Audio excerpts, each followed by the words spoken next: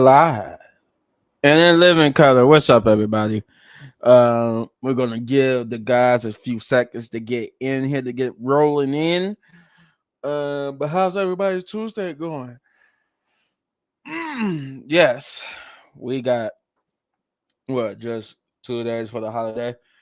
Um, so I just realized, just forgot that this weekend is what you gonna call it? War games. There go Shay. Shay is joining us.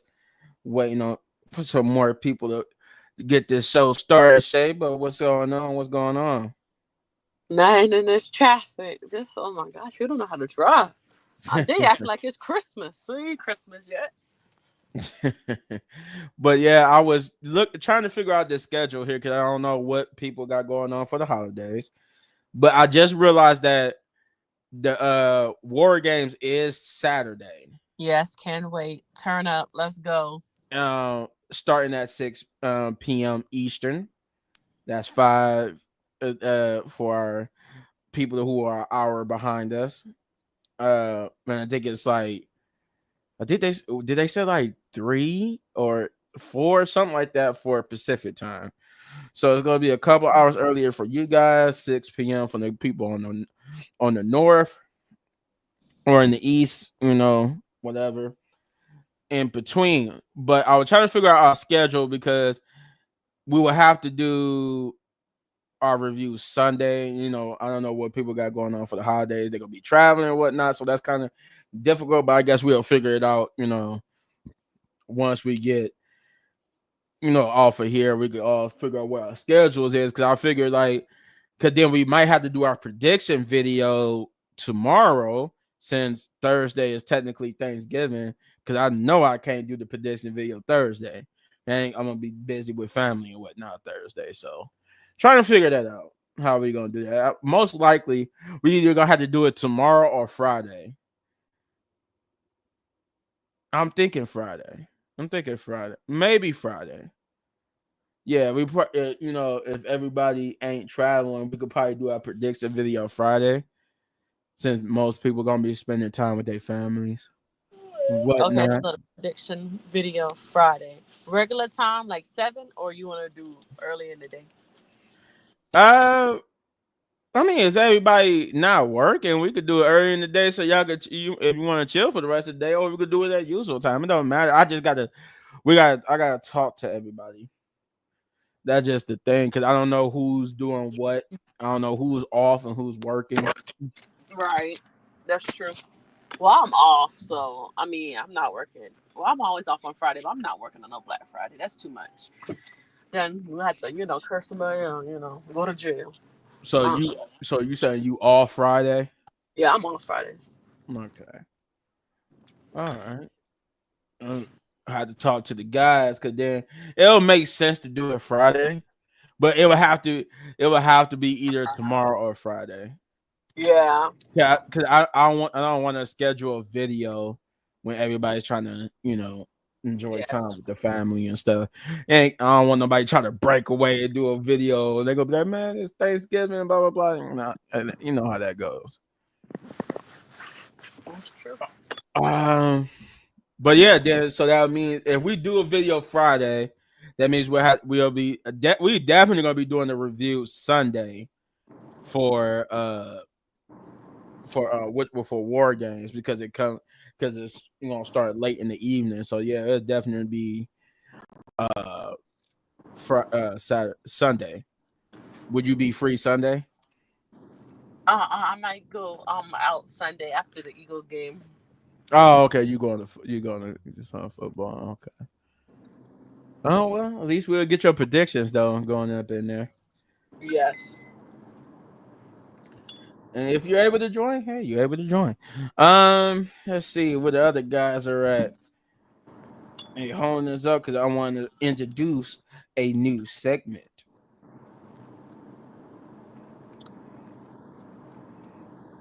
And they're messing up my plans. Uh-oh. I'm gonna just join on my phone. No, stop doing that.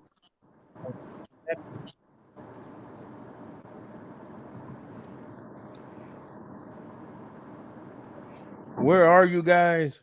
Come on.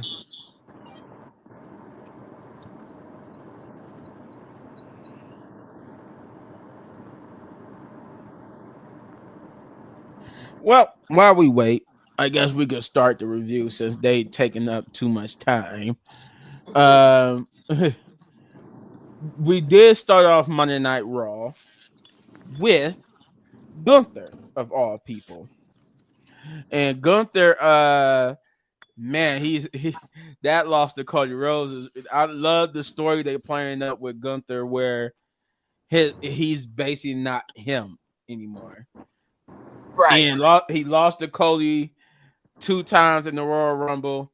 He lost in that big loss to him at Crown Jewel for the Crown Jewel Championship.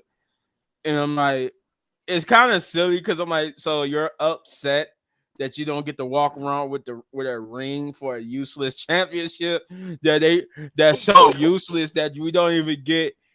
Like, that's why I know people I know it's Shane and everybody was saying, like, see, it does matter because look how they got Gunther and Nia Jax. I'm like, no, it don't, because it's like it's a useless champ. They got a ring for God. They made a whole belt just to give Liv Morgan and Cody Rhodes a ring.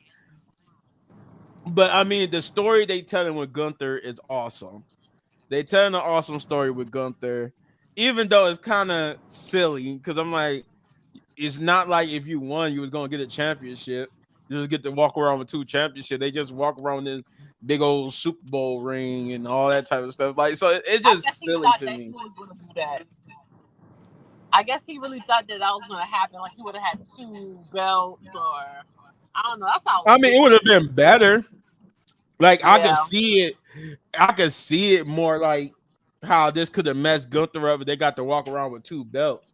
They only get to walk around with 2 belts. That belt didn't even those belts didn't even leave Saudi Arabia. It's at the Right. fan. It's in Saudi still at the fan experience, just sitting on a display case. But that would have been too much to walk around with 2 belts, and that Saudi Arabia belt was big. So Yeah, I how mean much it you was going to was, do that? but I mean, at the same time, was it necessary to really create No. that belt just so just so you could get a ring? They created a belt and a ring. The ring is what they get to walk around with, but that big old belt that really would have been that really would have been like, okay, I can see why Gunther mad because you got to see Cody walk around with that big old belt every day. Well, I'm Cody, like, oh, did he still wear the rings? I yeah, don't they see wear them. they live and they'll be having a ring on every time they come out. Oh, Well, at least when they do, not when they come out to wrestle, but when they come out to do like a promo, they have their ring on. But anyway, I'm getting off track. It just was funny how when you think about it, Gunther's upset because he don't get to walk around with a ring. I would have been more upset. I don't get to walk around with that big old championship. I don't get to put my yep. side plates on it or nothing. Like, Nothing. they made a whole belt with side plates, and we don't even get to see them at least take a picture with their side plates in it. Like, come on, man. They didn't even look at it. You gotta look on the picture. Right.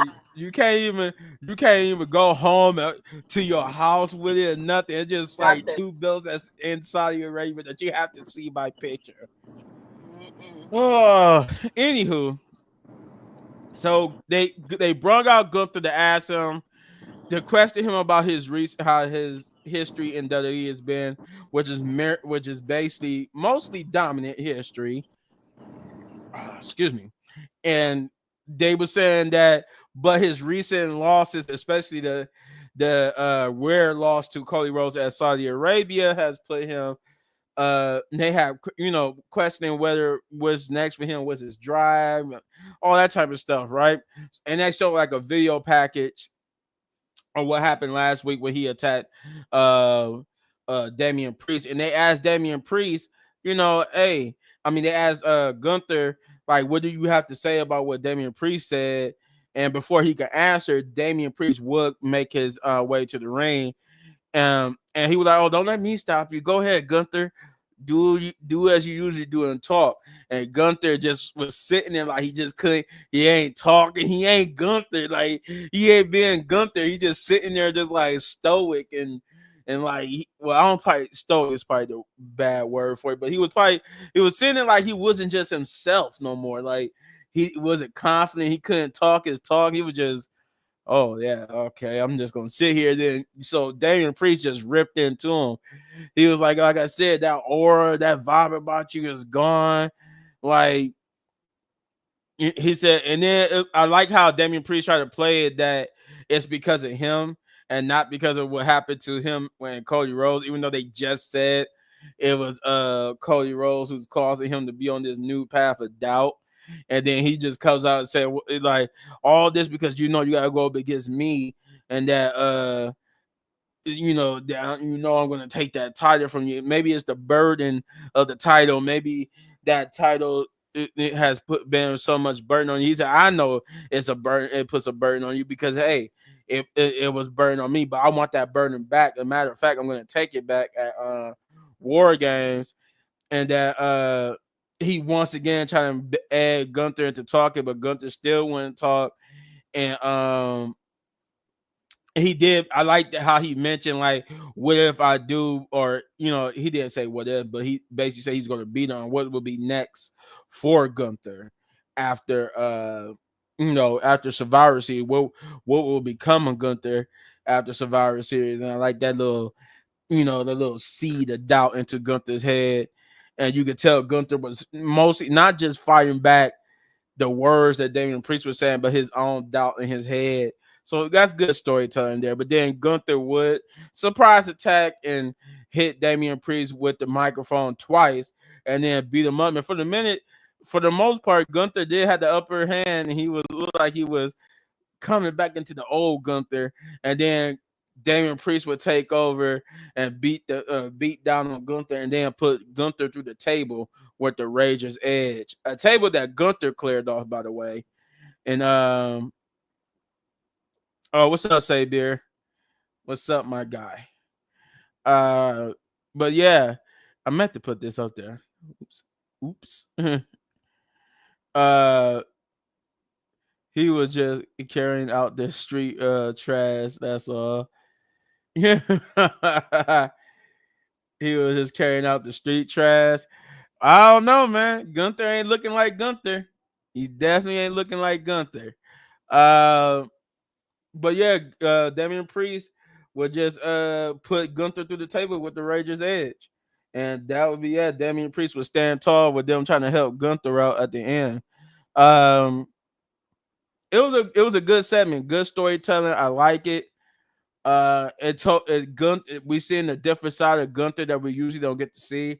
We get to see the man behind the Gunther character play a different version of Gunther, a different portion, this different side of Gunther that we haven't seen before. So it's a good way to stretch the character and get a character some new depth.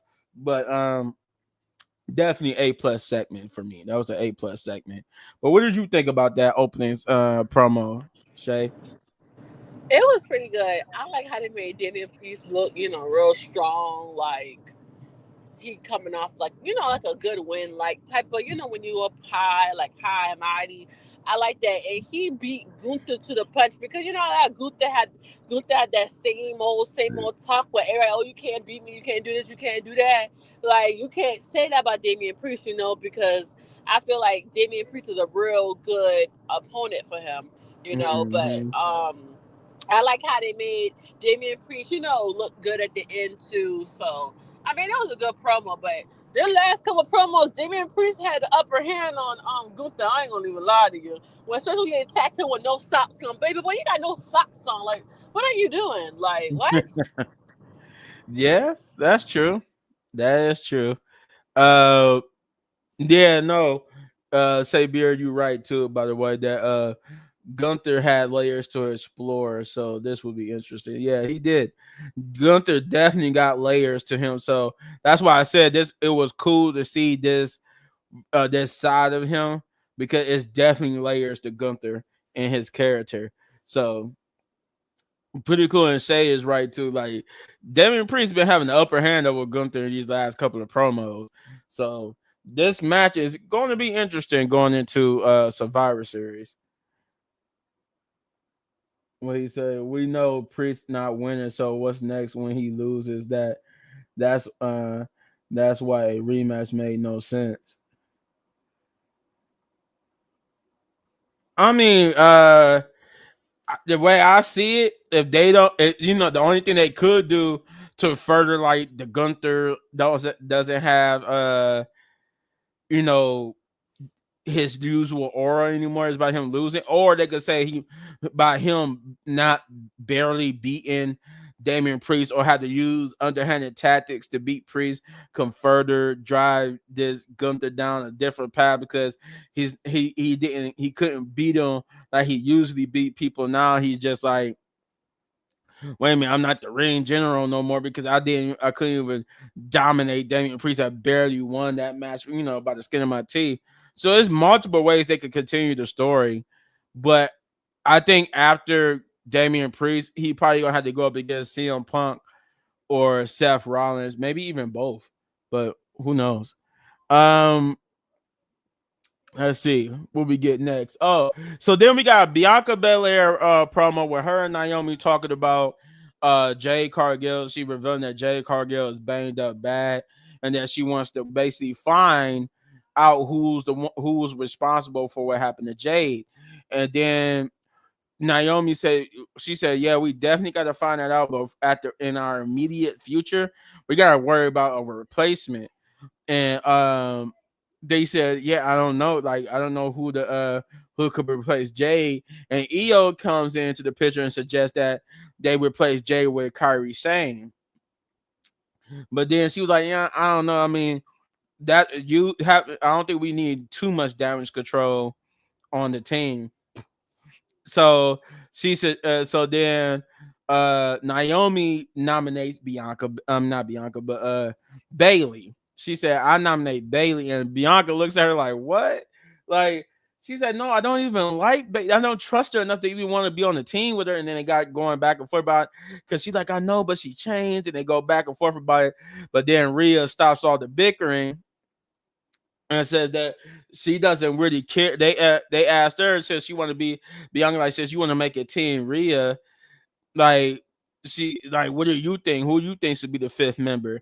And she said she doesn't care as long as they leave her Liv Morgan. She don't care who the fifth member is, and as long as they could pull their own weight and stay out of her way.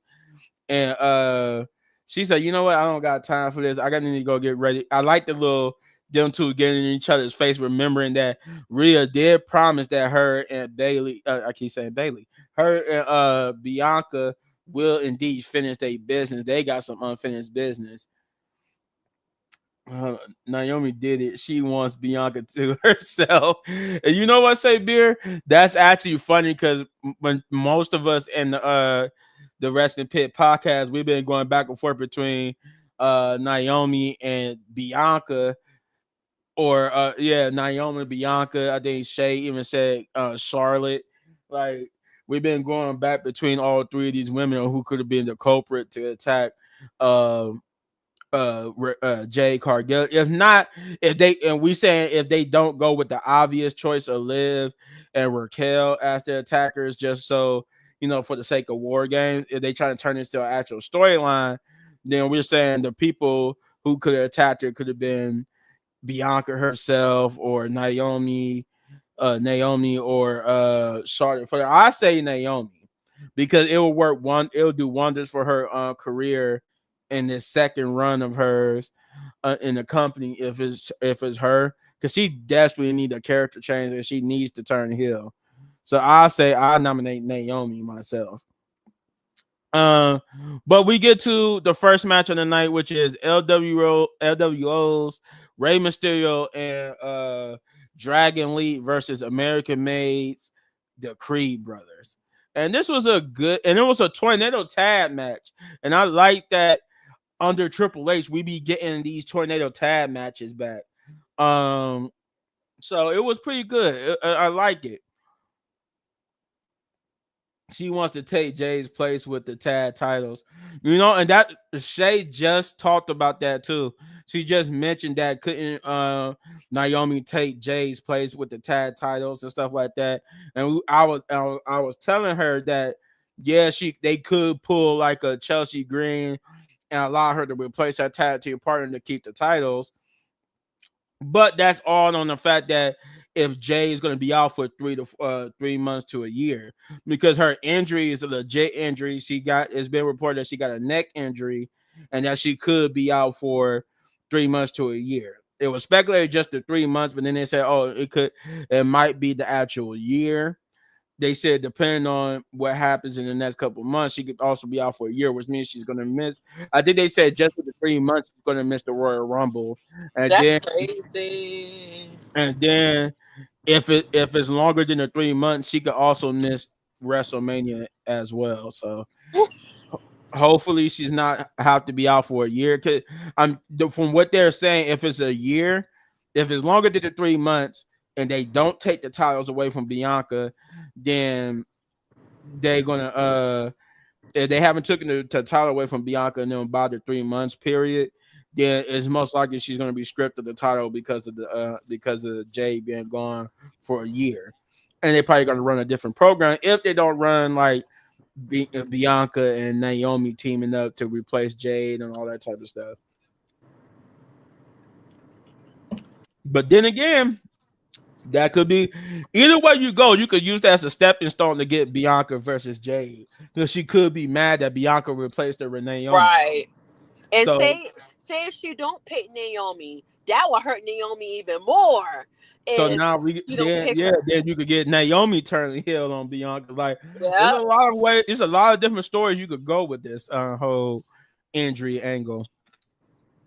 But yeah, so we get a tornado tag match. And this is one of my favorite. One thing you guys don't know about me, this is a favorite type of tag team match. I love tornado tags because they so chaotic and it's so crazy. It's so chaotic, especially when they do like tornado tag special stipulation. Because technically, a tornado tag is a special stipulation match in its own. But when they do like a tornado tag hardcore match or a tornado tag false count anywhere match, it's like it gets interesting because it's already chaotic. 'Cause the referee got to keep up with both competitors at the same time. Don't need Bianca versus Jay no time soon. I mean, they was definitely cooking that up for next year. But you're right. I mean, especially if Bianca is not ready. I mean, if Jade is not ready to be on her own yet, then we don't need Bianca versus Jade anytime soon. But they definitely was gearing towards it for this year's WrestleMania. Um, yeah, so it was a good match. Like I said, this is one of my favorite types of tag team matches, the tornado tag match. And man, it was beautiful. I love it. Even though the LWO didn't get the victory here, they made it. I did love the fact that the Creed brothers got the victory here because they need it. Because LWO has been getting some victories recently, but the Creed brothers really did need. Hell, American Made needed the victory because we need to start solidifying them in this whole new group as a dominant group. And probably one of the next people to hold the World Tag Team Championships. But nonetheless, it was a wild and crazy tornado tag match, and I like it. And like I said, I'm happy that American Made did get the victory here. I think there were I think there was like a botch or two in this, but it wasn't like too many. I think I seen like a couple of them, like a couple of miscues, botches. Like it wasn't like botch moves. It was like a botch miscue between Ray and Dragon Lee one particular point. Then it was a botch. It was a botch move actually. The second one was a botch move from. It looked like it was Dragon Lee and one of the Creed brothers, the Slender Creed brother. Julius. Yeah, Julius Creed. Him and Dragon Lee had like a little botch on the outside of the ring. I think he was doing like a suicide dive on him. But other than that, the match was pretty cool, and American Man got the victory, which I'm happy for. I would have been happy either or. at this point getting the victory because there's both teams that need to be elevated. But I'm happy that American Man got the victory here, and they got to look strong.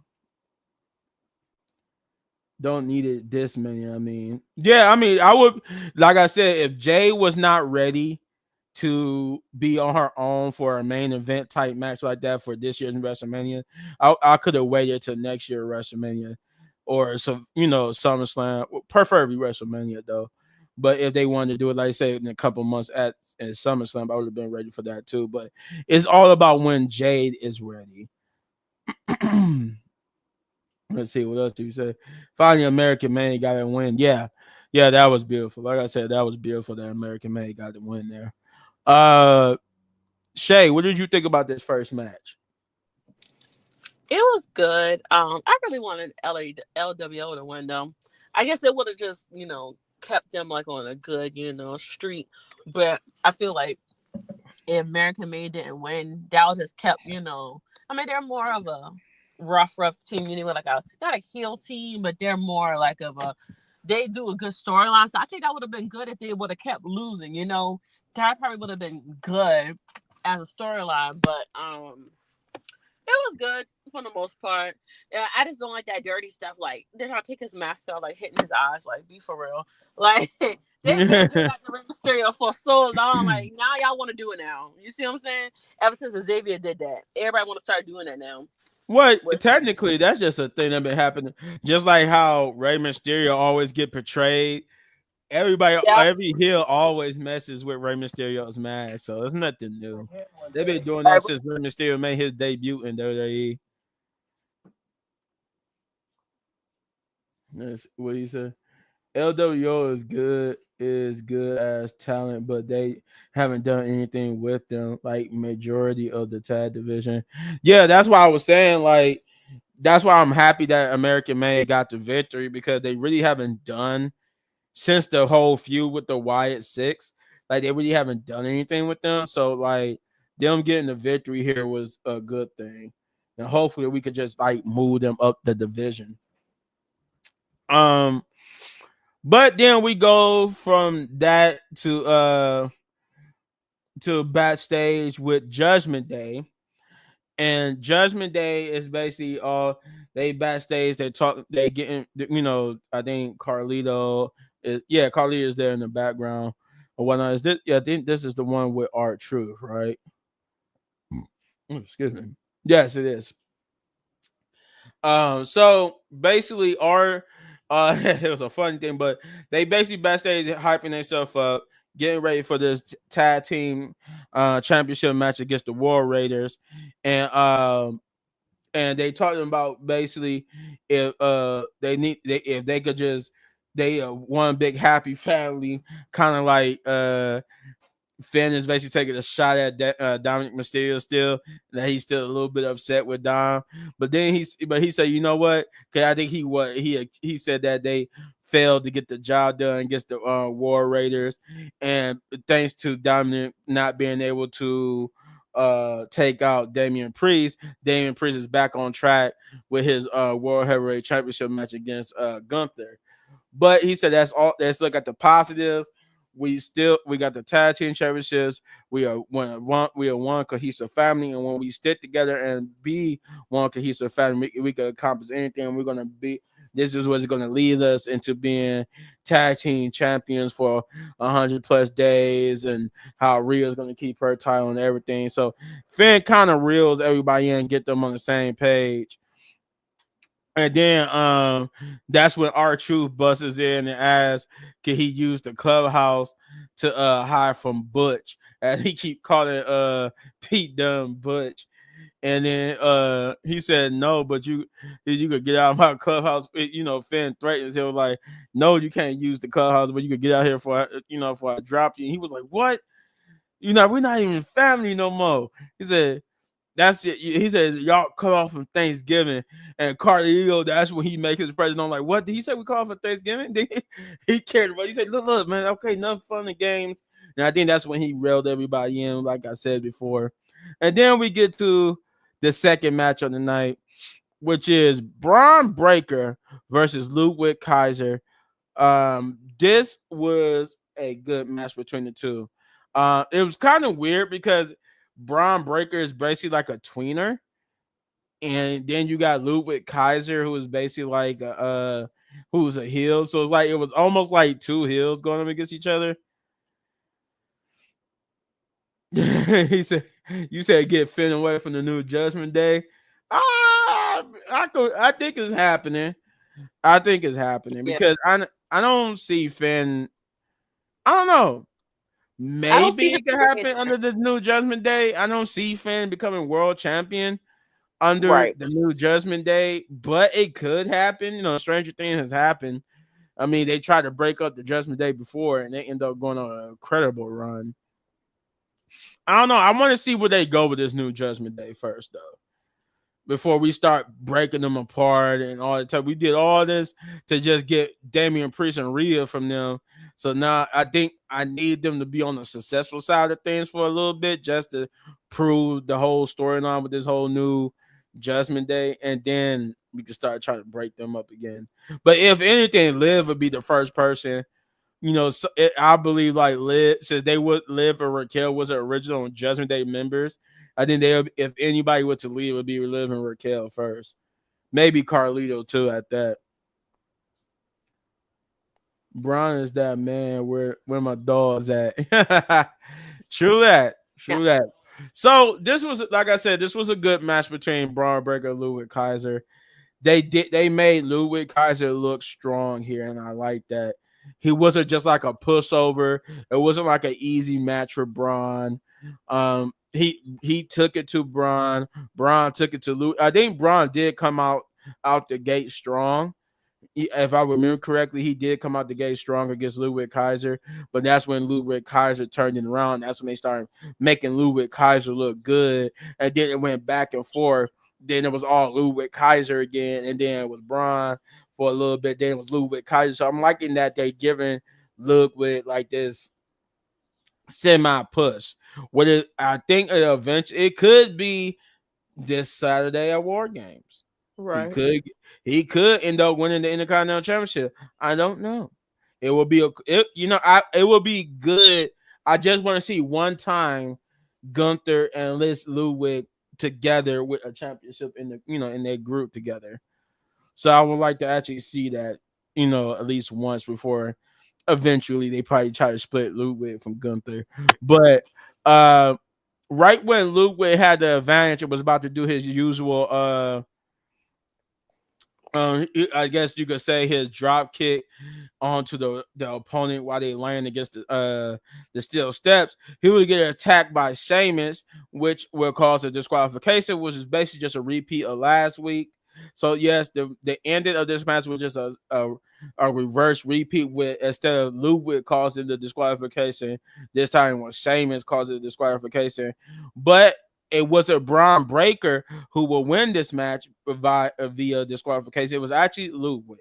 Ludwig Kaiser will win this match via disqualification, but it was what the ending was. They would start to brawl, and then at first it was just Ludwig and Sheamus that was brawling and were trying to get pulled apart. And then when we come back for commercial break, we see that Braun Breaker has joined the brawl. So now all three men are brawling. And as they get pulled away, you hear Adam Pearce say, "Enough, enough." He said, "Sheamus, you want to fight? Braun, you want to fight? Ludwig, you want to fight? Everybody wants to fight. Without War Games, you will get your fight for the Intercontinental Championship in a triple threat." And then he just throws the microphone up in the air and walking away. And they all just went back to brawling for like a good 2 or 3 more minutes before we get finally out of that whole segment. But that was cool, though. I like that. That was a cool segment. And I like it that we getting a triple threat match for the Intercontinental Championship at Survivor Series. And I pretty much did say when everybody trying to figure out what Jay wrapped up in this whole bloodline stuff, who was gonna be the opponent for Braun Breaker. I pretty much knew it was gonna be Sheamus and Ludwig. And I'm glad that it went that way. I knew Yeah. he had some opponents. Even though Jay, I have a feeling that once this is over, Jay is gonna come back and try to take his Intercontinental Championship. That's the Agree. truth. That's the true story that next week is gonna have to try to tell us that next week Monday Night Raw and SmackDown. what is Jay going to do? What is everybody going to do once Survivor Series is over with? Roman gonna be all alone again. Right, Roman's going I'm to be all trying. alone again. Jay's going to be back on Raw trying to go for the Intercontinental Championship. Sammy's probably going to be back in the World Heavyweight Championship picture. Like it's, and maybe what Jimmy tried to get the United States title. So Right. no, we'll see after War Games. But he said War Games better be good. Period. It's going to be good. I think it's going to be good. Yeah. I think it's good. We got two so far. We got two championship matches, two War Games matches. I think it's Yep. gonna be pretty good. I don't see a bad match on this card so far. So hopefully that's a good thing. Um, but Shay, what do you think about that whole second match? I was kind of shocked. Like I called Luva Kaiser Tweety Bird. Tweety Bird was really he was fighting. I was like, okay now, like, but we all know Sheamus was going to come out because Luva Kaiser came out when Sheamus fight, so we all knew that was going to happen. But it was a pretty good match though. It wasn't like horrible or anything. It was pretty good for the most part. So I can't wait to see what happens at War Games with them three. Yeah, I can't wait to see it either. So you're saying the new Bloodline winning? They need to. Honestly, they need to. Like, if anything, uh, Solo Sokoa, and especially since he gotten better, he needs to win. Like how we got back, uh, with him. What was that? Was Crown Jewel when Solo pinned Roman? I think that was. But Yeah. yeah, we need them to win. I would say the new Bloodline needs to win that War Games, but because Solo did already get the victory over Roman by pinning Roman, Right. we most likely not gonna. It's most likely gonna be the OG Bloodline, especially with CM Punk involved. I say the OG Bloodline for sure is probably gonna end up getting the victory. So I wish I could say, I wish I could actually choose Bloodline 2.0, but it's gonna be OG Bloodline. Definitely. We did not need a women's War Games. I mean, Sure this did. this I want to say we didn't need it, but this year's women's War Games is weaker than the previous year. Yeah. I would have preferred if we would have used the team that was teased at on NXT, but Mhm. of course Triple H is not letting Jordan Grace on the main show's pay-per-view. So, and I wish he would. I wish he would allow TNA superstars, especially like, 'cause that would have been a good War Games match if Rio would have teamed up with Jordan Grace and Zarya and all of them, or Delta. For those who don't know who Zarya, that's just Delta. And some of the people from NXT, because that was like the previous rumor War Games teams. It was gonna be like Liv with Cora Jade and Roxanne Perez, and Yeah, that would have been fire. that would have been fire. But this one, it's not saying this women's War Games match is gonna be bad. It's just a little bit weaker than last year's. Last year, yeah, top tier. Last year's was top tier. I'm not gonna lie. That Yeah. jump was top tier. I don't know. I don't need you to glaze and solos now. I'm not glazing anybody.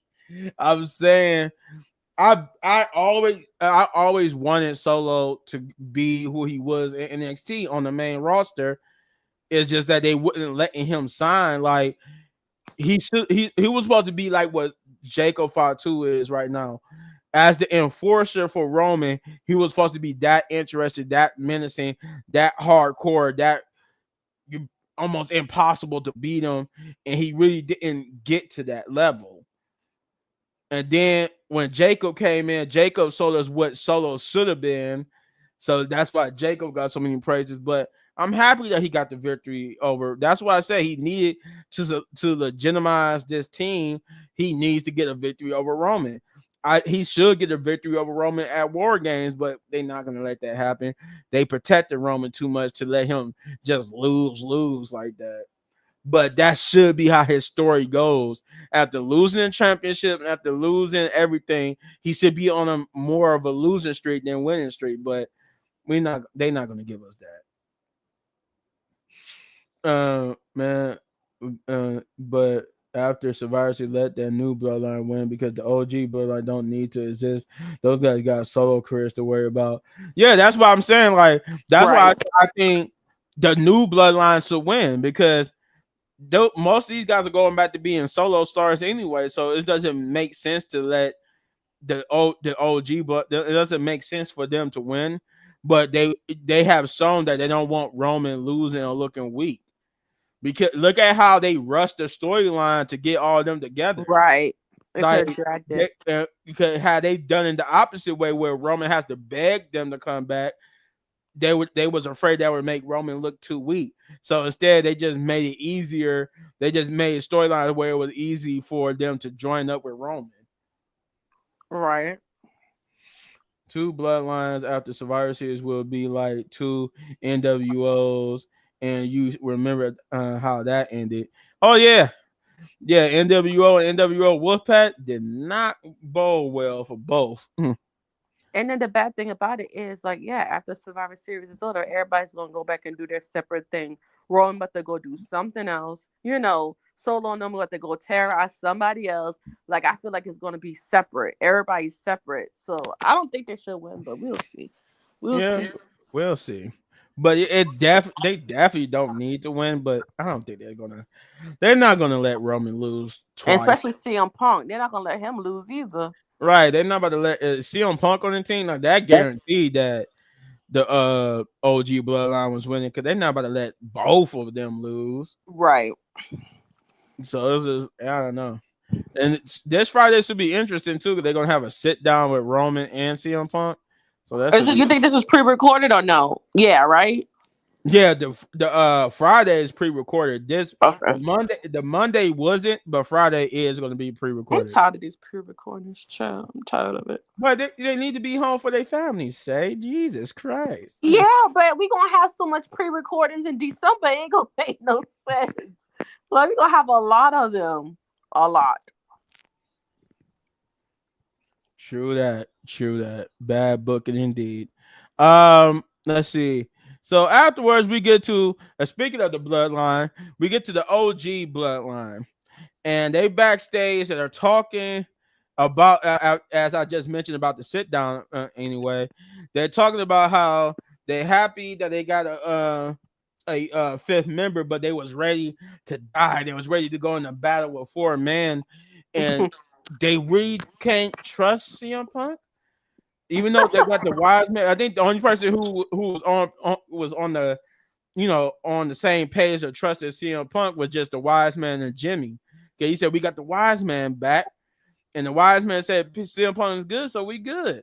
He's the only one who wanted to go along with the program, but Jay and Sammy and even Roman, like I don't know. So they talked about them having to sit down with Roman Reigns with CM Punk and Roman. And then they mentioned on top of that, this Friday, we're gonna also see which we call it Jay take on Jacob Fatu in a in a winner's advantage match, like we're gonna see, like I'm gonna get to later on tonight with Bianca and Nia Jax. We're gonna see that on SmackDown between Jacob and Jay, which should be a good match. That should be a good match between Jacob and Jay. But the winner of that match would get the winner's advantage, and I'm gonna tell you who I think is gonna win that match come Friday because of who won this match tonight for the women's side anyway. Uh Paul Heyman Turner, dude, that's the logical ending for the War Games. True. Now, if we talking about like going with the Bloodline 2.0, yeah, that would be him turning on Roman and Jay and all them. That would be a great way for them to lose that match. That Yep. would be a great way to lose that match. But uh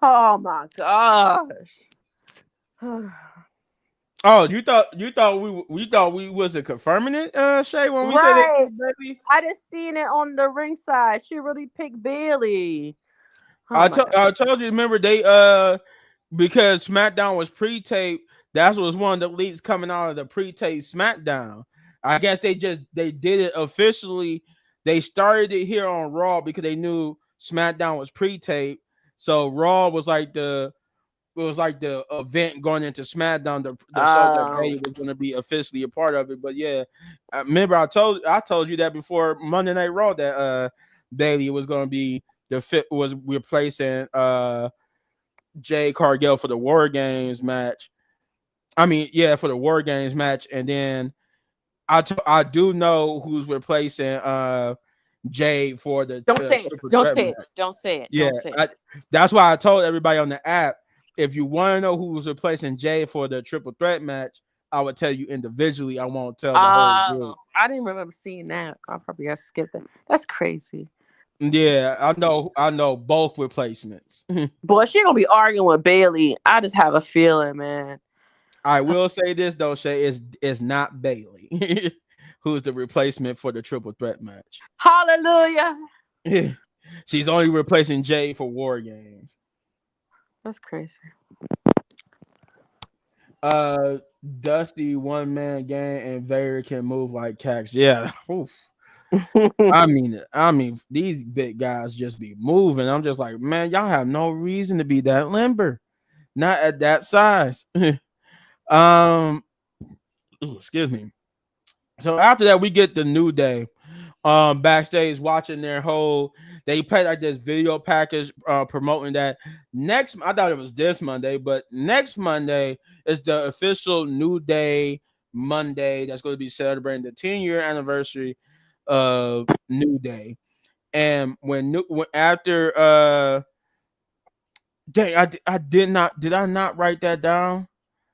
Um After a little altercation earlier in the night, I meant to write that down. Where it set me on the night. But yeah, so they squash all their beef and they go out there to the ring. And I'm gotta tell you, for my anime fans, I love Kofi Kingston and Xavier Woods gear. Kofi Kingston and Xavier Woods both dressed up as Goku from Dragon Ball Z, but Kofi dressed up as the good Goku, as the Goku in the orange was the good guy, the good Goku, and Xavier dressed up as Goku Black, which, if for my anime fans, Goku Black is the Goku who had his body stolen by the god Zamasu. So that was cool. I like that. And if you don't know, Zamasu is an evil guy who wanted to destroy all of humanity because he felt humanity was impure and a plight to the world. Right. So that was a good choice of gear because it plays directly into the story that we about to get into here. So, but yeah, they squash they beat, they music hit, and thus we go from this backstage promo to the fourth straight into the fourth match, which is the New Day versus Alpha Academy's Otis and Akira Tozawa. And this was a good one, a short one, but a good one for the story purpose. So when it comes to the match was only like what 5 minutes. Right. I think the match was only like 5 minutes because basically everything was good. They made up and looked like it was on the same page right up until the bell rang. Once the bell rang, you could see that they was kind of getting into an argument about who was going to do what. Um, and was like who wanted to start the match. And then they, I guess Kofi, because we find this out a little bit later, but Xavier was trying to say that he wanted, if he was the quarterback, he wanted to run the plays. And like I said, I'm gonna tell you when he said that. But that's basically what he was trying to do. Says he wanted to run the play, he should start the match. But Kofi wanted to start the match, so therefore they kind of a little bickering. But then it looked like Xavier said, "Okay, fine, go ahead and start the match." So it looked like they stopped bickering and the match was getting ready to start. And then Xavier tags himself in. As soon as he gets to the apron, and get out the ring. He tags himself in, get right back into the ring. They start bickering again, and they during they bicker, they hadn't noticed Otis ran right up on him, Mm-hmm. right up on Xavier. And when Xavier turned around, bam, he gets hit. Kofi gets hit. They both in position for Otis to do the worm, which he does on both competitors. The worm on Kofi eliminates Kofi, and then he does the worm on Xavier, followed by Kira Tozawa doing this super senton from the top ropes, and that was it. 1, 2, 3. Alpha Academy won the match, and again, this all happened within that 5 minute span of them getting with all of them in the ring. That pretty much was a 5 minute span. This all happened in the 5 minutes.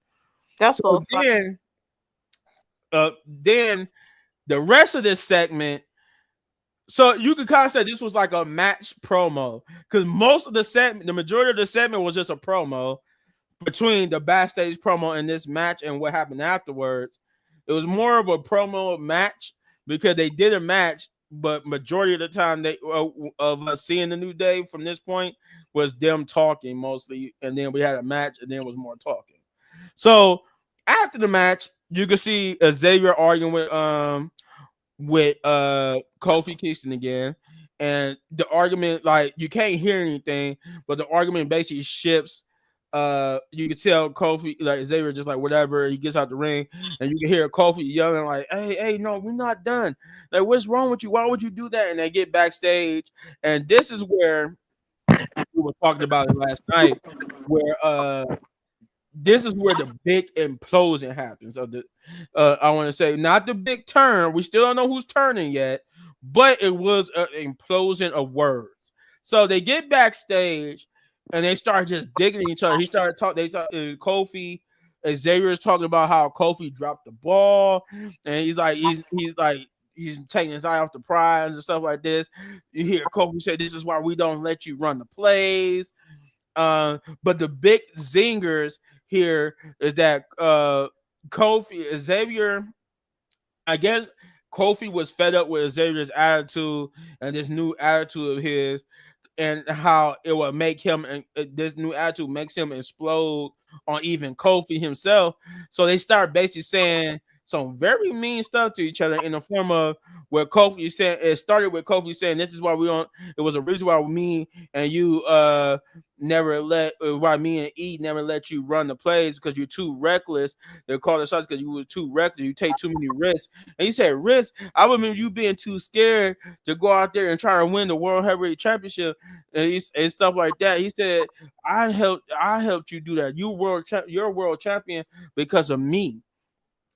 Taking credit for Kofi's world championship win against Daniel Bryan, and saying that's his risk allowed him to do that. He said, "I was right there with you." I think Kofi even mentioned how he was right there with Xavier when he became king of the ring, even bowing down to him, holding his cape, doing all that type of stuff.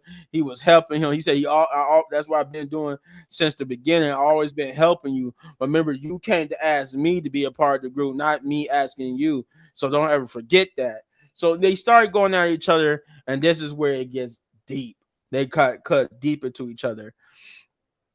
Um, I think I can't remember who said what first, but Xavier did say, like, he basically said that Kofi fumbled the world championship, or the WWE undisputed championship, by losing to Brock Lesnar in 6 seconds. Ooh. And then Kofi fires back with, like I said, I can't remember who said what first, but I'm just going to do it like this. But it could have been the other way around, but it was so much stuff I had to remember. But I do remember Kofi saying that the reason why that Xavier would never be I think it was Kofi first. I think after I remember now, Kofi said it first that the reason why Xavier hasn't been world champion because he's not good enough, like him and E, because he's not good enough, and that hurt Xavier. And you can hear Xavier say, "I'm not good enough." That's what he fired back with the whole Brock Lesnar bit. And once he did, Kofi got into Xavier's face, and then They looked like they was about to fight, and then he said, "Man, if you was any," Kofi says to Xavier, "If you was anybody else," he was like, "What? If I was anybody else, what? You'll finally get angry enough to do something." And then Xavier just they look at each other, and then Kofi just like, "You know what? I see you at the reunion." He said, and I'm like, I think he meant to say, and the anniversary, because then Kofi, and then you hear Xavier correct him on. He like, yeah, I see you at the anniversary. As he walks away, and looks like it's gonna be one awkward anniversary, especially as Big E there, because he's coming in on some awkward situation. So that was a lot to drop on you guys. That was a lot of this segment, but that's why I said the majority of this segment was mostly talking. Besides that, actual match part. So Shay, what did you think of basically everything that involved in this fourth match? I definitely knew they was gonna lose the fourth match. I definitely seen that. Like way before they came out, cause they came out so confident with their little, you know, whatever that is, Goku. Oh, Yeah, the Goku black outfits. they so comical that they came out so ready, and they lost expected.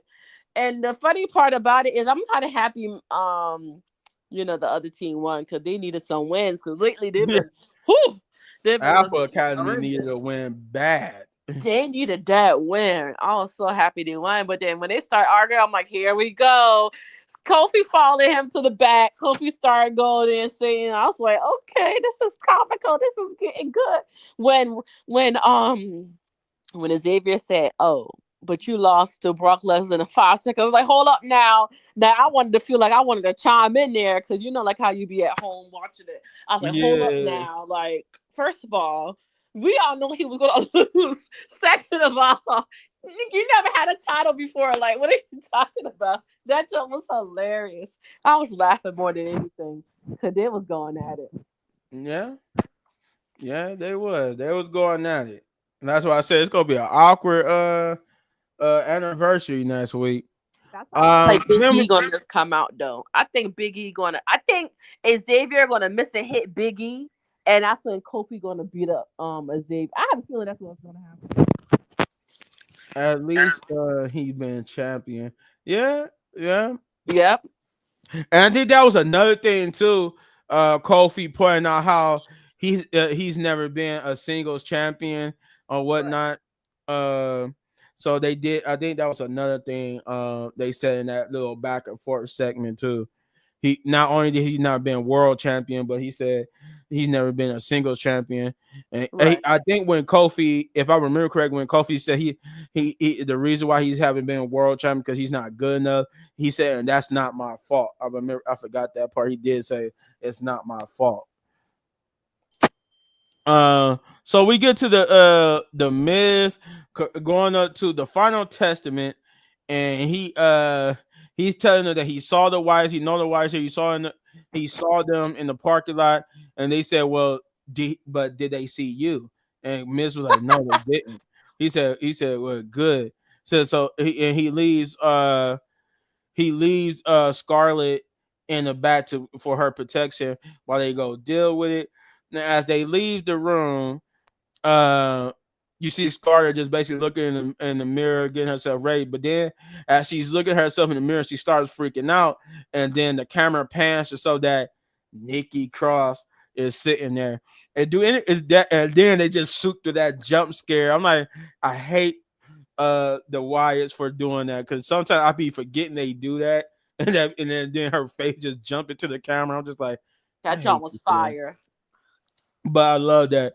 I love they're trying to keep that horror cinema aspect of the Wyatts, but keeping them very grounded too.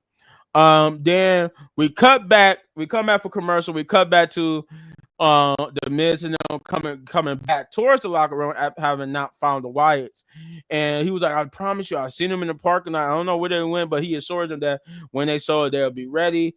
Then they get interrupted by Butch, who asked R-Truth, who asked the Miz, have he seen R-Truth? And I like how the Miz jumps and all the fear. And Butch is like, the hell you get so scared for? And he was like, have you seen R2? He said, no, but they said why? And he was like, I'm looking to, looking to beat him up. He said, well, be my guest, beat him up on my behalf. And they just walk away, and the Miz just get ready to barge into the in the locker room, but Karrion's like, hey, knock first. And he's like, he knocks, and then they trying to figure out why there's no answer. They knock again, no answer. So then Karrion Cross just barges in, and they see a messed up room where Scar just laying on the ground. And as soon as Karrion try to check up on it, she's trying to fight Karrion, and you see written on the mirror, everybody has something to lose.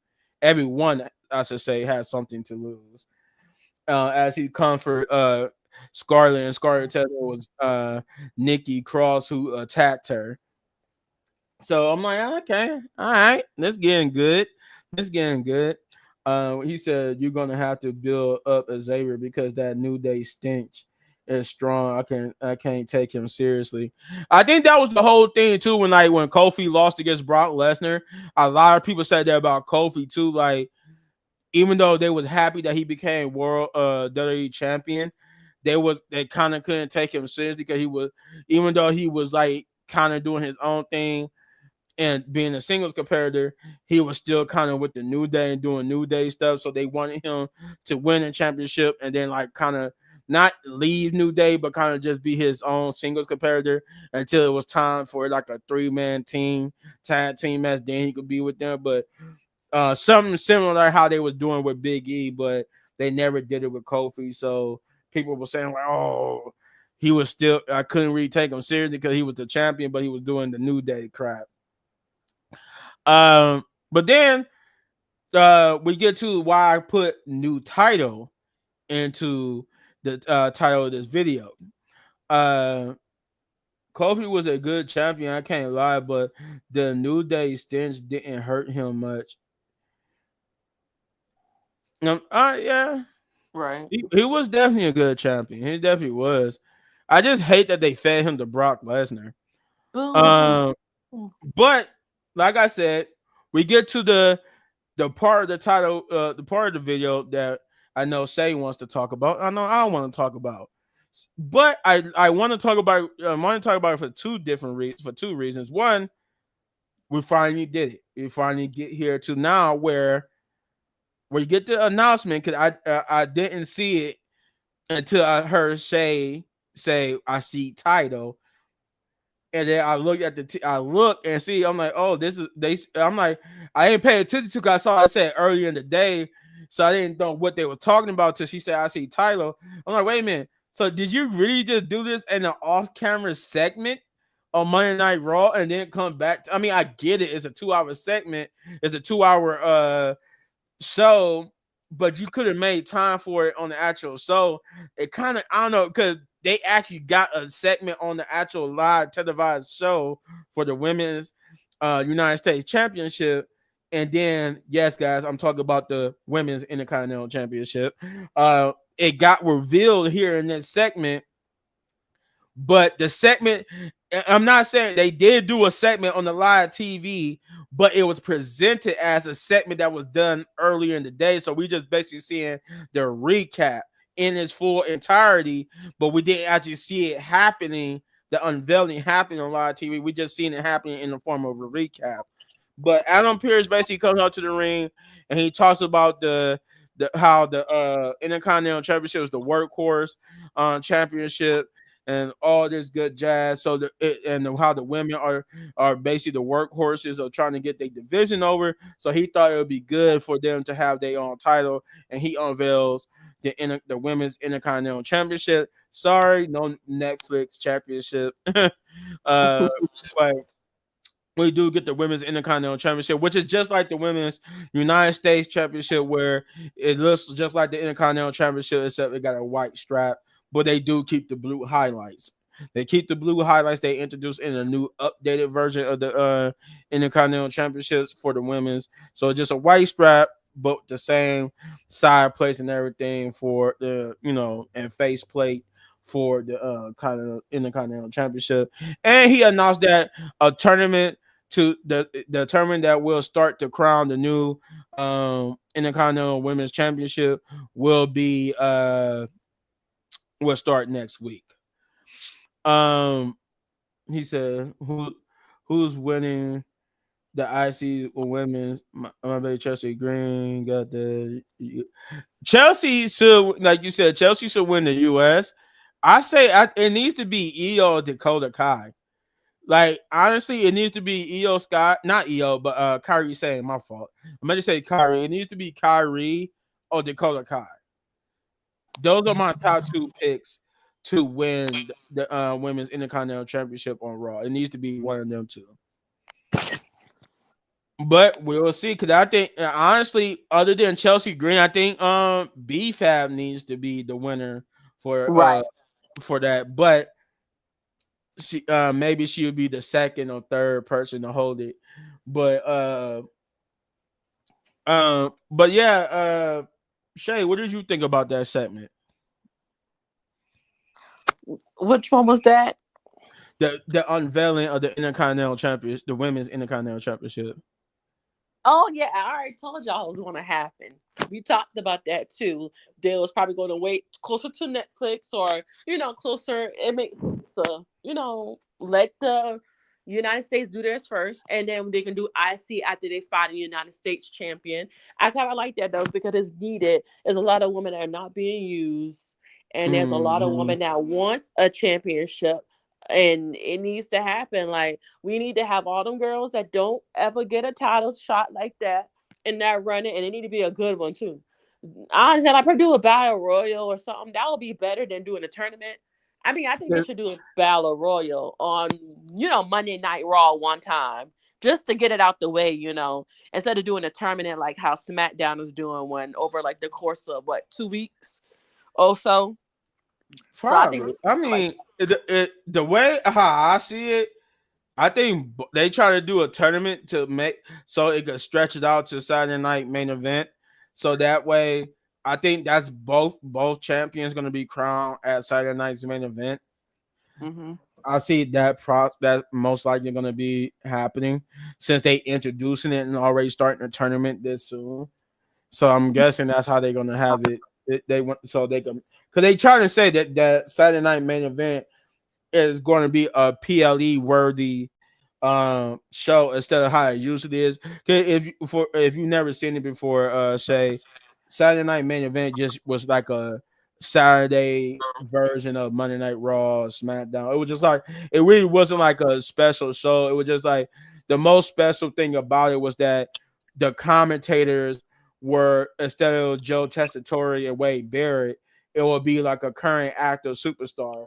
Like how they said it probably is like it most likely gonna be like Seth Rollins and somebody else being the commentators for this year's Saturday Night Main Event. That's like the big draw of it that the isn't commentators are the current wrestlers.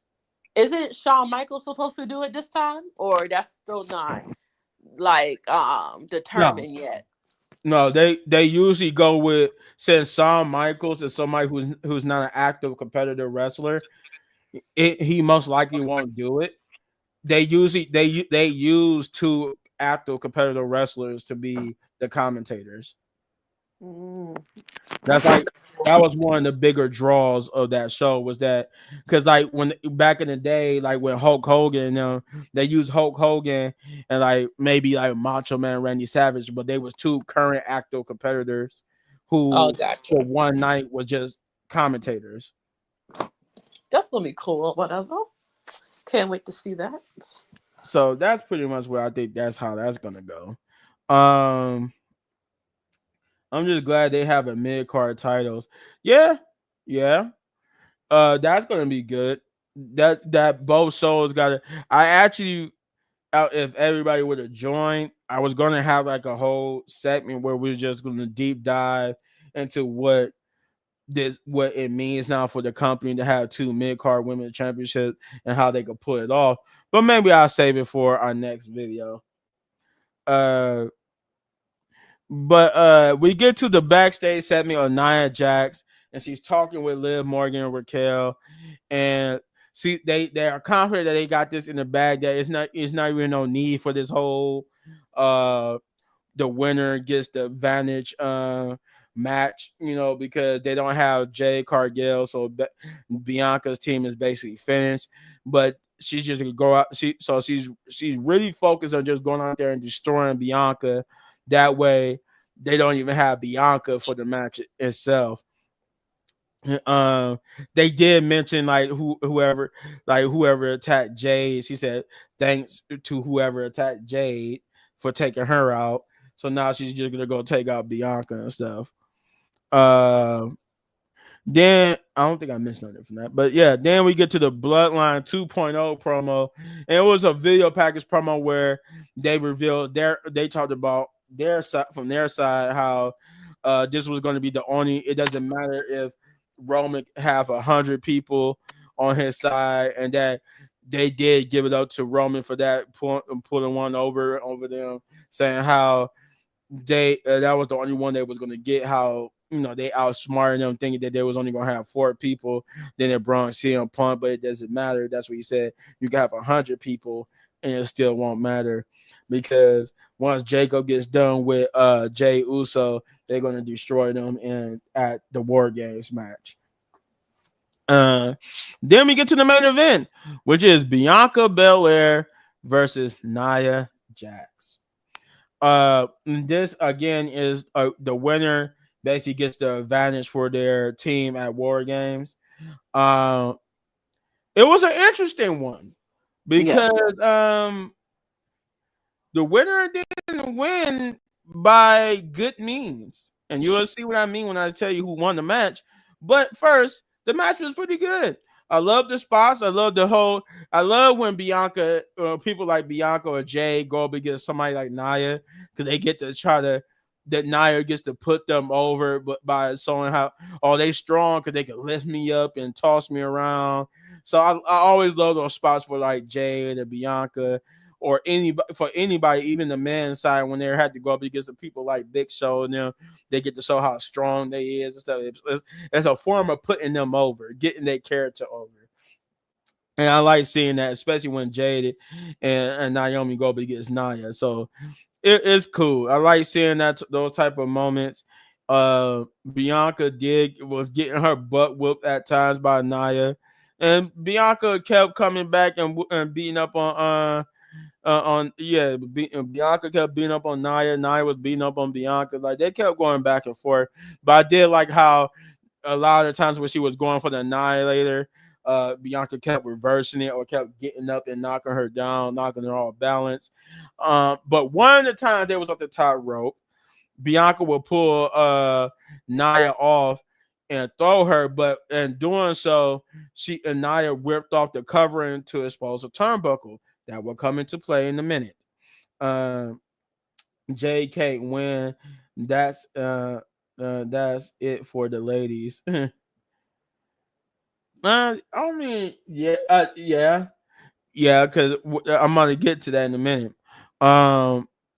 But so this would come into play. Nia would first use it to ram. She would actually ram and squash Bianca into it, and then start beating down on Bianca on the outside and stuff like that. And she would try to use. I think she kept trying to get Bianca counted out. So Bianca was like about to. She was like Simone dropped Bianca on the table, and then Bianca was about to beat the count. So she got out the ring, beat up Bianca some more, and then had the referee start the count again. So while the referee was distracted by counting Bianca out, Nia would go over there to the exposed turnbuckle, climb up on it, and like showboat and stuff. But the part I left out is this. Going back to when she beat up Bianca the second time to restart the count again, which you don't see if you pay attention to the background, you see somebody jump the barricade and wearing all white. And if you've seen the show, you will know there's only one woman who was wearing all white. So once you see this, once she beat up Bianca again and gets ready to go back into the ring, the camera specifically catches Nia getting back into the ring and this person jumping the barricade, and that person turns out to be Bailey. Bailey was the one jumping the barricade. So when Nia was standing up on the turnbuckle, she would grab Nia and yank her down. And Shoot. Nia hit the exposed turnbuckle, falling on the ground. And Bianca would hit like I think she hit like a 450 splash on Nia Jax and won the match. And Ridiculous. but the thing is, Bianca knew it because she seen it when she was beating the count again. She seen what Bailey did and took advantage of it, and that's how she won the match. And therefore, we end the show with Bianca smiling at Bailey. And it's like, okay, I guess I can trust you. And Bailey, like, she looked at worried for a minute, like Bianca was gonna get mad at her. But when she seen Bianca smile at her, she started smiling back, like, yeah, like, see, I told you could trust me. And that's basically how the show would end. And then we will find out. I think Bianca tweeted that she could put her differences with Betty aside to work with her just this one time, and that it was like basically Bianca would like confirm it over Twitter that Bailey was the official member, and then I guess they're gonna have like on SmackDown they're gonna make it official, but they already showed like the War Games poster for this match, and so it already got Bailey in the poster with Bianca's team. Um, what he said? He said, "Poor Bailey. Poor Bailey. They never have nothing for her to do. That's why I hate when she won the title." Yeah, I think if Jade never would have got injured, Bailey would have not been in Survivor Series or in War Games this year, and I don't think that has happened in a long time. So Bailey was going to miss this year's War Games, but Jade got injured. Hmm, maybe Bailey did Right. it. I don't know. It's kind of weird that she gets injured and Bailey's automatically there to take the spot. I don't know. There's a lot of suspects here. but no, they did confirm like I think that was today. It was either earlier today or a couple hours after Raw went out the air that Bailey was going to be a part of the women's War Games match. Uh Pretty good match, although questionable. But the reason why I wanted to talk about Jay is that uh Jay is not winning his match against Jacob Fatu because basically Bianca won her match was give her team the advantage. That we already got a good guys team with the advantage, so that means naturally Jacob team is going to get the advantage. Come Friday, Jacob is going to win against Jay Uso. So that's why I wanted to wait to this match to talk about who I think is going to win that match Friday. Because if we're going to do Bianca's team winning Monday, Jay Solo's team is winning Friday. He said, I still say Naomi did it. Yeah, I'm hoping if they go on with that type of storyline, I'm hoping it's Naomi. Jay not winning the women's IC title either. Oh, you a dick. You a dick. Uh, but Shay, what did you think about the whole main event? That was booty. Like, Nia should have won that match. Like, they needed that advantage because I mean, they still the other team still got Rhea. So I mean, they needed, but that makes kind of well, they got Bailey now. They have a fifth member. So basically, Nia needed that. I think they needed that advantage. They always screw her over anyway, so it don't even matter no more.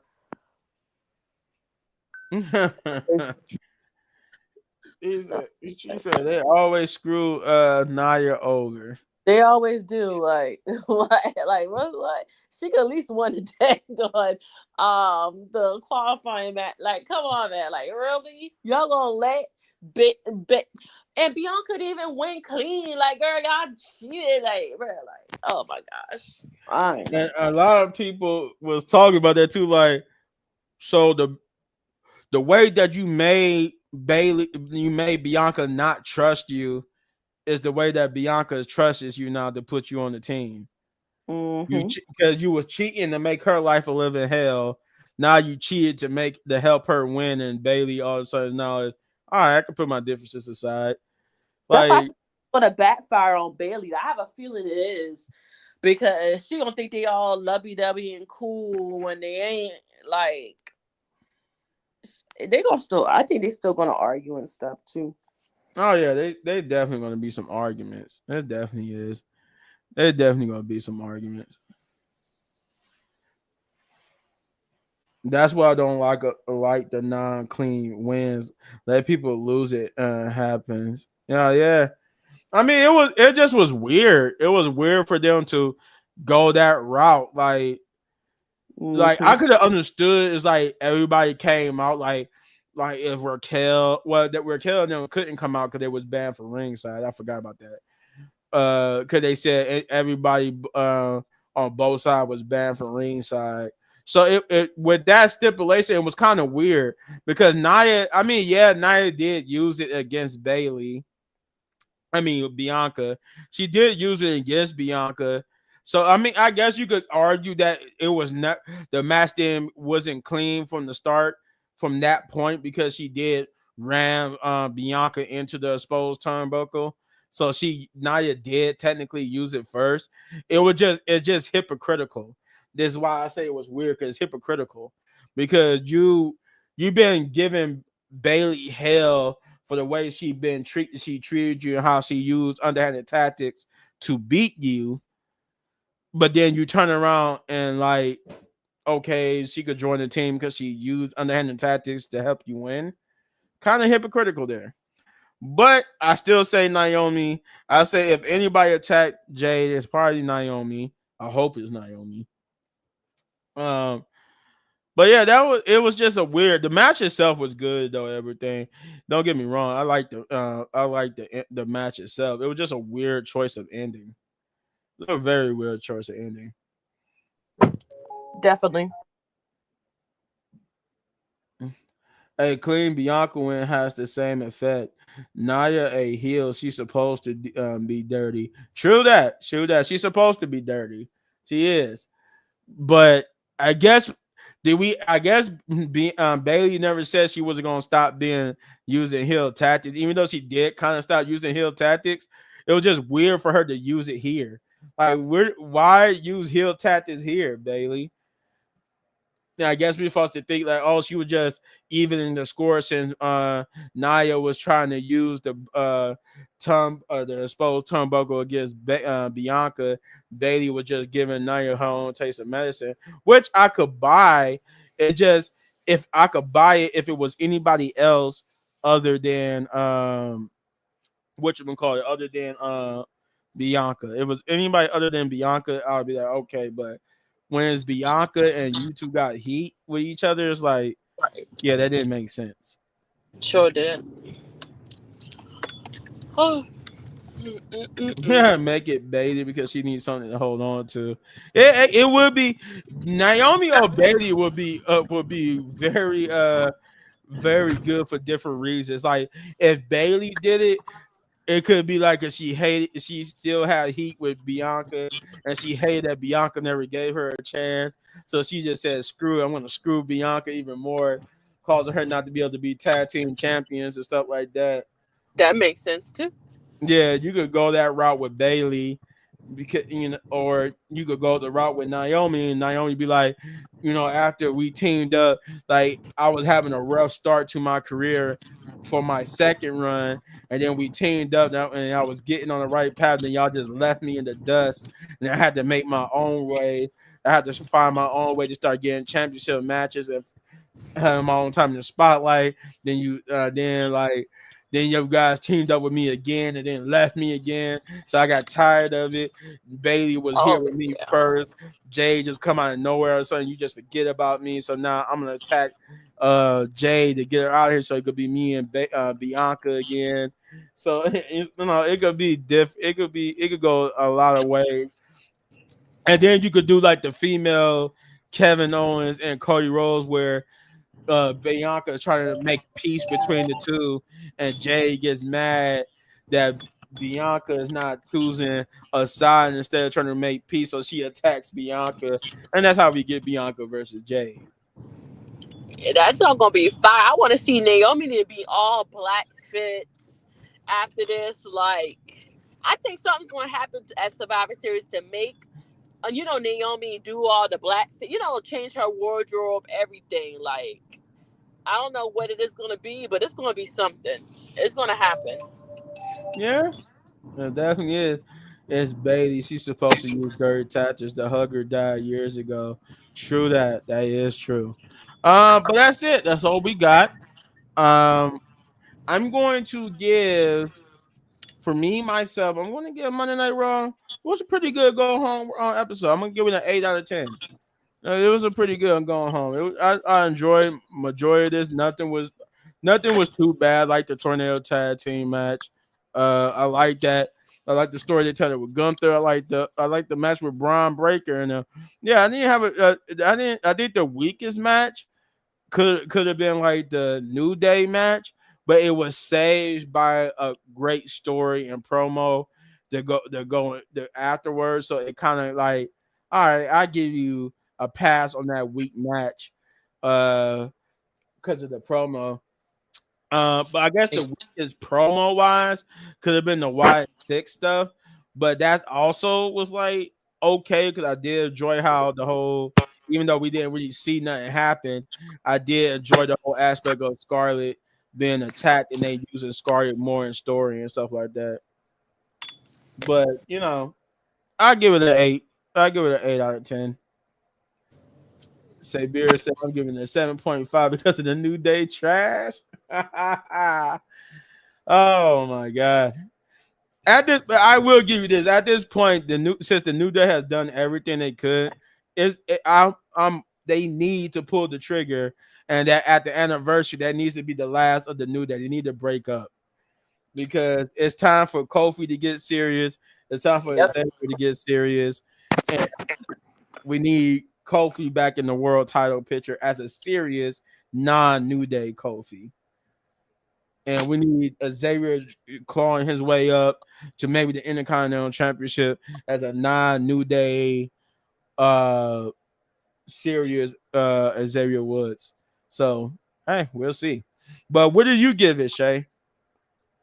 I'll give it a 7.5 just because of the reason of the New Day match. Like by the time I turned around, it was over with. I was like, come on, bro. Like, but the J segment made up for it.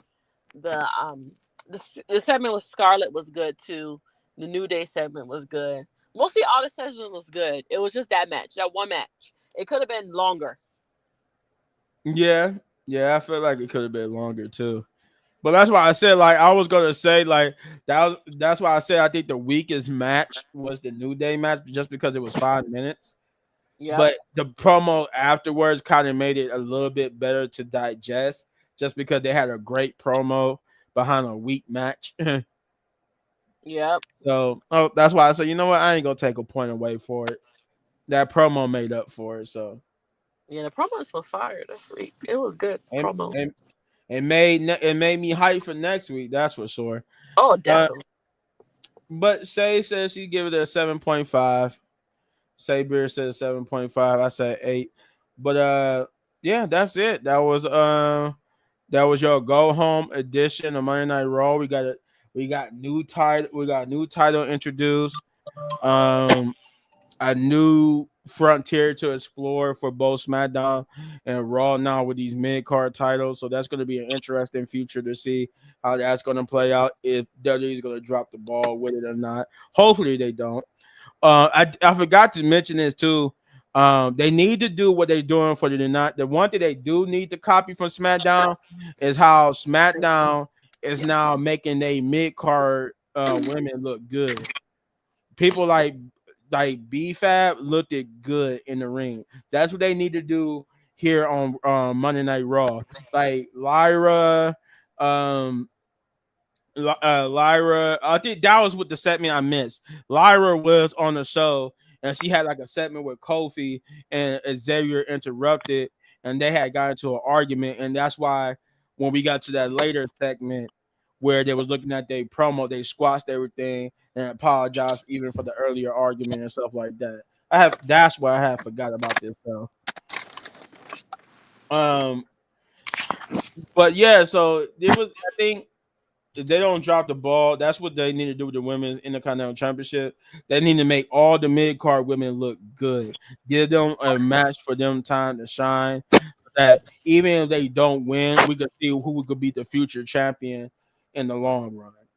Um, but yeah, that's it. That's all we got. Before we go, though, you know what I got to do, right? I got to do the shout out now. Shout out to Say Beard, by the way. He's the man. He always come through and help us with the video, get chime in on his thoughts or whatnot. But uh, as for always, the people who couldn't be here, the man who brought us together, Chris Wrestling Views. That man got 70,000 plus subscribers. He's almost there to that YouTube plaque. And we just need more subscribers to get him there. So get over to Chris Wrestling Views and subscribe, like, share, hit that notification button, do all those great things for Chris. And yeah, let's get him to 100,000 subscribers so we can see that beautiful YouTube plaque. And shouts out to Jeff. Oh yeah, no problem, Sabier. Whenever just let us know. Whenever you want to chime in, you can chime in, man. We'll be happy to have you. Uh, but yeah, uh, shouts out to Jeff Wrestling 23. He couldn't be here with us, but shouts out to him.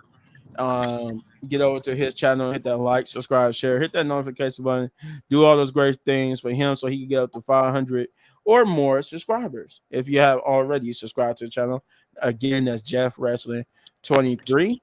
Shouts out to Kicking It with Leo, who couldn't be here with us, but get over to his channel and hit that like, subscribe, share, hit that notification button, do all those great things for him as well.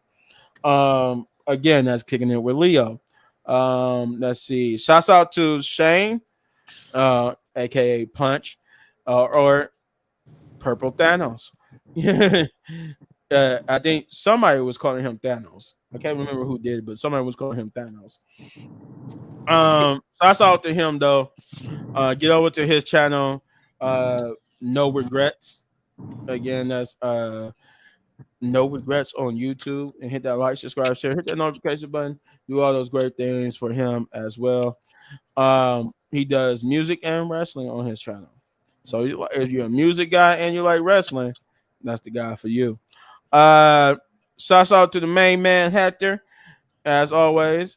So with that being said, now my cohort in crime here, Shay, as you can see her channel right there, know the rules. Get over there and hit that like, subscribe, share, hit that notification button, do all those great things for her so she could get to 500 or more subscribers.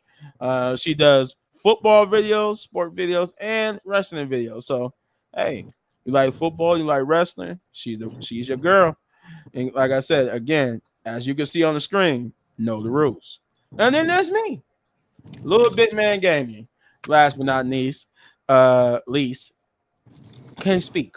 But last but not least, get over to my channel and hit that like, subscribe, share, hit that notification button, because on my channel I do reactions, I do gameplay videos, I do reviews with both wrestling and TV shows and movies. I do all types of things on my channel. My channel is a jack of all trades, so I'd like to do things that's fun for me and maybe fun for you. So if that's what you like, get over to my channel, hit that like, subscribe, share, hit that notification button, because I'm trying to get to 10,000 subscribers or more. And if we do get to 10,000 subscribers, I have a prize for a special tribe member, a lucky tribe member at that. But once we get there, I'll tell you how that's gonna go. But anyway, that being said, we're gonna get out of here. We either tomorrow or Friday, most likely Friday. We're gonna be doing. We're gonna say Friday. We're gonna do the prediction video for Survivor Series War Games, and then Saturday. I mean, not Saturday, but Sunday, we'll come and do the review for what's it call it? What's the dang Survivor. I just said it. I just said it. Then I forgot it that quick. But Survivor Series, yes. So Sunday will be the review for Survivor Series, and Friday will be the prediction video. So with that being said, enjoy your Thanksgiving. Eat well Yeah. and plenty, but not too much. But eat Oh, I'm well gonna and eat. plenty. Eat well and plenty. Enjoy your holidays, and yeah, we see you Friday. And with that, we always like to say, Wrestling Pit Listen to Podcast, podcast, baby. baby. Yes, yes. Love you guys. Happy holidays. We out. Peace.